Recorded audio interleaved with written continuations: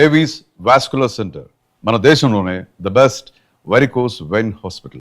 యాక్చువల్గా మీతో ఇంటర్వ్యూ కూర్చుంటున్నాను అనగానే సురేందర్ రెడ్డి గారికి సంబంధించిన ఒక మనిషి ఆయన మిమ్మల్ని క్వశ్చన్ అడగమన్నారు.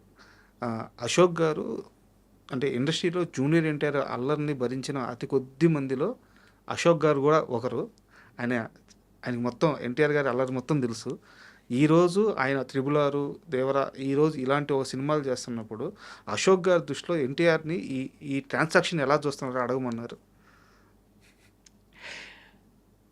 ఇప్పుడు అలాగే చెప్పడానికి అంత ఇది నాకు లేదు.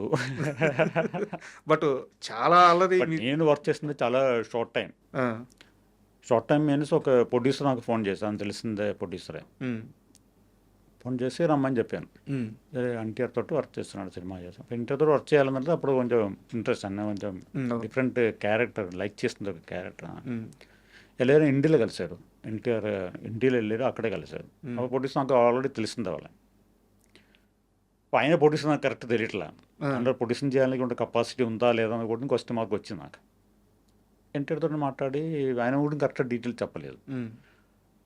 అలాగే ఈ సినిమా కమిట్ చేశారు. కమిట్ చేసిన తర్వాత కూడా నాకు డౌట్, ఎవరు ప్రొడ్యూసర్ కరెక్టా, ఈయన ఎన్టీఆర్ తోటి మింగిల్ అయిందా, ఎన్టీఆర్తో స్టైల్ అని వెళ్ళిపోయి ఉండొచ్చు. ఆయనకి ఏం టేస్ట్ ఉందో ఆయనతోటి మాట్లాడి, ఇప్పుడు కమల్ హాసన్ తోటి ఎలా మాట్లాడి మనం ముందుకు వెళ్తున్నాం ఆయన ఎక్స్ప్లెయిన్ చేశారు ఫుల్లా. ఆ సినిమా ఆయనదే total everywhere useful is the involvement. అలాగే జూనియర్ ఎన్టీఆర్ కూడా అదే మెంటాలిటీ ఉండాలి, ఆయనకి ఇన్వాల్వ్ అవ్వాలి అన్నీ తెలియదు.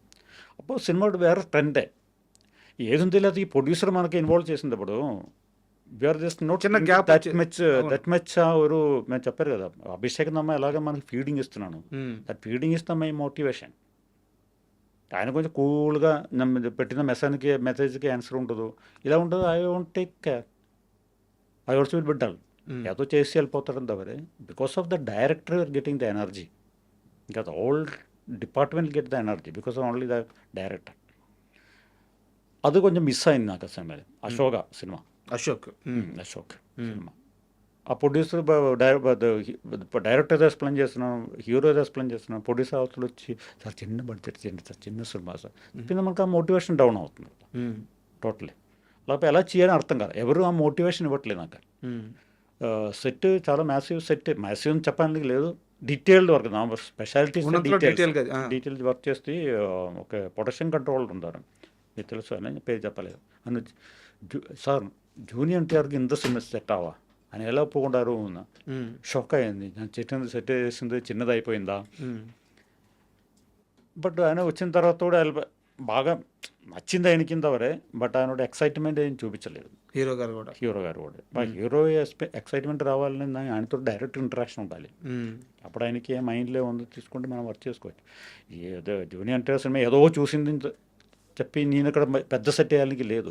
ఆ సినిమాకి స్టోరీలు ఏం కావాలి, స్క్రిప్ట్ ఏం డిమాండ్ చేస్తున్నాం, వీటితో ప్రొడ్యూసర్ నుంచి వచ్చే కన్సర్న్స్ కూడా ప్రొడ్యూసర్ కావాలి, డైరెక్టర్ కూడా ఎక్స్ప్లెయిన్ చేయాలి, నాకు ఇది కావాలి, ఇలా ఉంది సీక్వెన్స్ అని చెప్పినప్పుడు వీళ్ళకి ఇమాజినేషన్ మోర్. అదే అభిషేకం మాకు గ్లింప్స్ చూపించినప్పుడు ఆ సినిమా డెప్త్ మనకు అండర్స్టాండ్ అవుతుంది కదా. అండర్స్టాండ్ రావాలన్న ఆ డైరెక్టర్కి మోటివేషన్ కావాలి. నాకు కావాలంటే ఇది ఊరికనే ఏదో పెద్ద సినిమా కనిపించి కొంచెం ఖర్చు పెట్టి ఎక్కువ సినిమా చేసిన క్యారెక్టర్ కాదు నాది. సురేందర్ రెడ్డి దగ్గర నుంచి కూడా మీకు ఇది రాలేదు, నాకు మోటివేషన్ రాలేదు ఆ సినిమాలో. ఏదో నాకు నచ్చింది చేసి వెళ్ళిపోతున్నంత వరే అవరు మోటివేషన్ చాలా తక్కువనే వచ్చింది. అందుకోసం ఆ సినిమా నాకు ఇన్వాల్వ్మెంట్ చాలా తక్కువ. బట్ ఎన్టీఆర్ ఇన్వాల్వ్మెంట్ ఎలా ఉండేది ఆ సినిమా కోసం? నాకు కూడా అది కూడా ఛాన్స్ ఎక్కువ దొరకలేదు దాన్ని. ఇన్వాల్వ్ చేసినా బాగుంది అనిపించింది, పర్సనల్ ఏం పెద్ద ఇన్వాల్వ్మెంట్స్ నాకు రాలేదు అనిపించింది. అది కూడా నా కౌంటింగ్ ఇలా సినిమా గురించి ఎక్కువ చెప్పలేను ఇక్కడ. పెద్ద పెద్ద సినిమా ఉంది ఒక్కడు అది అని చెప్తాను ద్వారా ఆ అశోకన్ సినిమా గురించి ఎక్కడి నుంచి చెప్పలేను నేను. నాకు ఇన్వాల్వ్మెంట్ చాలా తక్కువ. ఇప్పుడు సాగస వీరుడు సాగర్ కానీ ఆ సినిమాని నేను చెప్తున్నాను, నేను చేసే సినిమా ఇంత పెద్ద ఉంది, క్షత్రియపుత్రుడు నేను చేస్తానని చెప్తున్నాను కదా. ఏ బాయ్ ఆ సినిమా గురించి నేను చెప్పలేదు. సో ఒక బ్యాడ్ ఎక్స్పీరియన్స్ అశోక్ మీకు? అదే సెట్టింగ్స్ ఉంది, బట్ ఆ సెట్టింగ్స్ అన్నీ నాకు నచ్చిన లెవెల్లో వెళ్ళలేదు.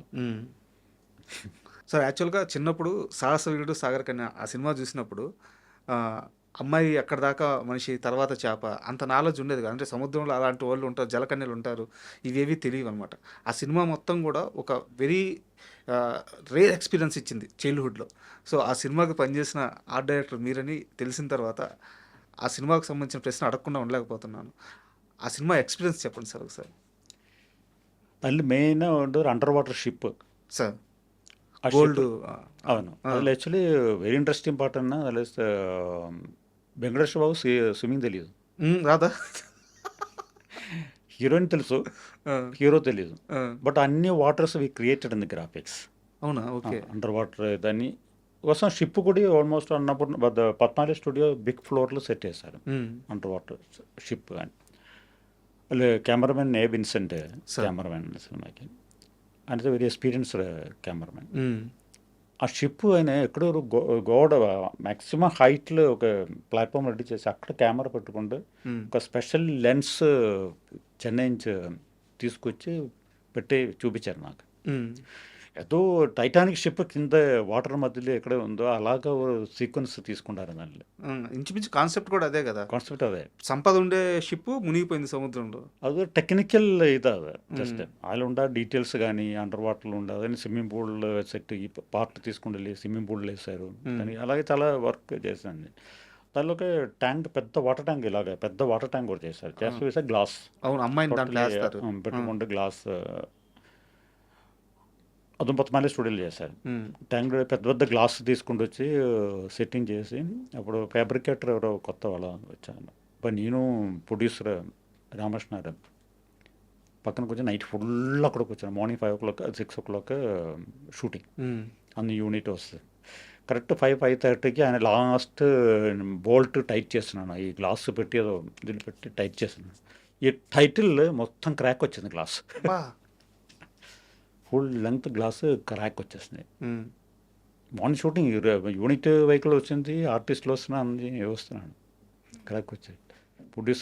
ప్రొడ్యూసర్ లేచి రూమ్కి వెళ్ళి నేను స్నానం చేసి వచ్చేస్తాను చెప్పేసి వెళ్ళిపోయారు ఆయన. క్రాక్ వచ్చి నాకు ఏం చేయాలని అర్థం కాదు. మార్నింగ్ షూటింగ్ క్రాక్ వచ్చిన వాటర్ ఆటోమేటిక్గా వాటర్ ఫిల్అప్ చేయడం కుదరదు కదా, బ్రేక్ అయ్యే ఛాన్స్ ఉంటుంది. తర్వాత చూసిందా ఫ్యాబ్రికేటర్ కాణం, ఆయన పారిపోయారు. మళ్ళీ ఇది ఎలాగ సమానం చెప్పాలి, ఈ షూటింగ్ మొత్తం క్యాన్సిల్ అయింది కదా. ఆల్మోస్ట్ అమ్మాయి డ్రెస్ తోటే వస్తున్నాను, ఫుల్ స్పెషల్ డ్రెస్సులు తీసుకుంటారు ఆయనకి. ఆ డ్రెస్ చేసి డ్రెస్ మేకప్ కూడా చాలా టైం పట్టు ఉండాలి ఆయనకి. పెట్టి ఇదిలో దిక్కాలి, స్విమ్మింగ్ చేయాలి ట్యాంక్లో. ఆ షూటింగ్ అలా టోటల్ క్యాన్సిల్ అయిపోయింది కదా, ఆ రోజు జరగలేదు. అది పెద్ద టెన్షన్ జరిగింది, ఒకే మ్యాటర్ దానిలో.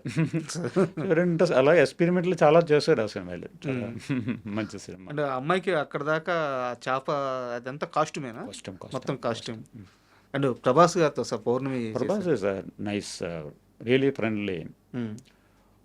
ఫస్ట్ సినిమా వర్షం సార్ పెద్ద హిట్. అది ఎంఎస్ రాజు, మొత్తం టోటలీ ఎంఎస్ రాజు చేయాలి, మొత్తం మెయిన్ హీరో ఆయనే చెప్తుంది చేయాలి. ఆయన ఆవేశం అది అన్ని డిఫరెంట్ ఉంది. పౌర్ణమి ఇంకొక సెకండ్ ఆయనే, అది కూడా ఎంఎస్ రాజు గారే మొత్తం. ప్రభుదేవా డైరెక్టర్, అన్ని సెట్టింగ్స్ అదన్నీ ఎంఎస్ రాజు ఎక్స్ప్లెనేషన్. ఆయన డబ్బు ఖర్చు పెడతాను, ఆయనే ఇస్తున్నాం మాకు, అది కావాలి అది కావాలి. అందుకోసం సినిమా సెట్టింగ్స్ చాలా బాగుంది, మంచి సెట్టింగ్స్ అన్నీ. ఒక టెంపుల్ సెట్ చేస్తారు క్లైమాక్స్ కోసం, పాట జరుగుతుంటది, శివ పాట అని శివుడు పాట అనేది. అక్కడ వచ్చి ప్రభాస్ వచ్చి, నేను స్టూడియో సెట్కి ఎంటర్ అవును, ప్రభాస్ చూసి బయటకు వచ్చేస్తున్నాను. నన్ను చూసి sir I want empress you sir అని చెప్పారు. నాకు వచ్చి అలాగే ఎంప్రెస్ చేస్తారు. వండర్ఫుల్ సార్, ఇది వండర్ఫుల్ సెట్. అలాగే డార్లింగ్ కూడా పెద్ద సెట్టింగ్స్ అన్నీ అని బాగా నచ్చింది. అలాగే ఫ్రెండ్లీ, జస్ట్ డార్లింగ్ హౌస్ కూడా మొత్తం సెట్ ఉంటాను.